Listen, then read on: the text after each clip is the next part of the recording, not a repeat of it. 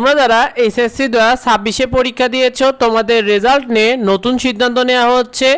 ইতিমধ্যেই কিন্তু জানানো হয়েছে তোমাদের এসএসসি পরীক্ষার রেজাল্ট নিয়ে আন্তঃশিক্ষা বোর্ড কমিটি তারা জানিয়েছে যে তোমাদের রেজাল্ট নিয়ে তারা সভা করবে একটা 6 আগস্টে। তারা বলেছে সেখানে এসএসসি পরীক্ষার ফল প্রকাশ নিয়ে তারা আলোচনা করতেছে, অর্থাৎ তোমাদের রেজাল্ট নিয়ে তারা আলোচনায় বসবে আন্তঃশিক্ষা বোর্ড, যারা মূলত তোমাদের রেজাল্টটা প্রস্তুত করে, এবং সেটা হচ্ছে 6 আগস্ট। আর তোমরা জানো যে তোমাদের রেজাল্ট নিয়ে নোটিশ প্রকাশ হয়েছে 10 আগস্ট নিয়ে।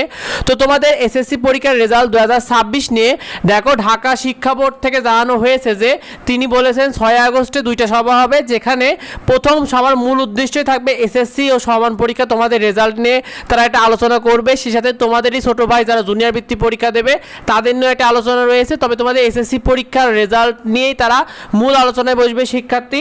তো এখানে তোমাদের এসএসসি 2026 রেজাল্ট নিয়ে যে নতুন সিদ্ধান্তগুলো হচ্ছে শিক্ষার্থী, দেখো তোমাদের আন্তঃশিক্ষা বোর্ডই কিন্তু মূলত রেজাল্টগুলো প্রস্তুত করে।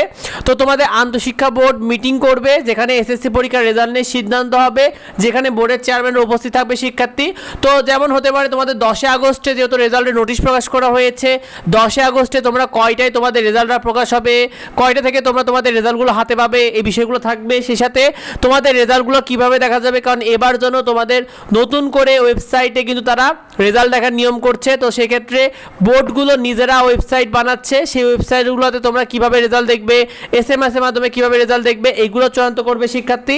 সেই সাথে তোমাদের যাদের এসএসসি পরীক্ষার রেজাল্ট খারাপ হবে তাদের বোর্ড চ্যালেঞ্জের সুযোগ থাকবে, বোর্ড চ্যালেঞ্জটা কীভাবে করতে হবে এইগুলো নিয়ে আন্তঃশিক্ষা বোর্ড এই বিষয়গুলো নিয়ে কিন্তু চূড়ান্ত করবে শিক্ষার্থী। আর তোমাদের এসএসসি 2026 রেজাল্ট খারাপ হওয়ার বেশ কিছু আশঙ্কা রয়েছে। এবার কোনো প্রকার কোনো গ্রেস নাম্বার হয়নি, তো শিক্ষকরা কোনো প্রকার কোনো গ্রেস নাম্বার বা বাড়তি নাম্বার তোমাদেরকে দেওয়া হয়নি।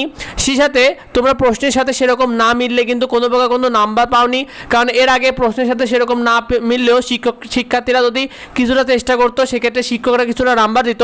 তবে এবার বোর্ডের কঠোর নির্দেশনার কারণে কিন্তু উত্তর সেভাবে না মিললে তোমাদের কিন্তু নাম্বার পাওনি, এই বিষয়টা বলা হয়েছে।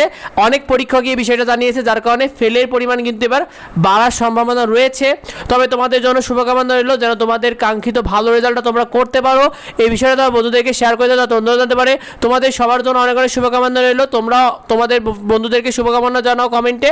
আর পরবর্তী আপডেট পেতে অবশ্যই আমাদের সাথে যুক্ত হও। দেখা হয় পরবর্তী ভিডিওতে। ধন্যবাদ সবাইকে।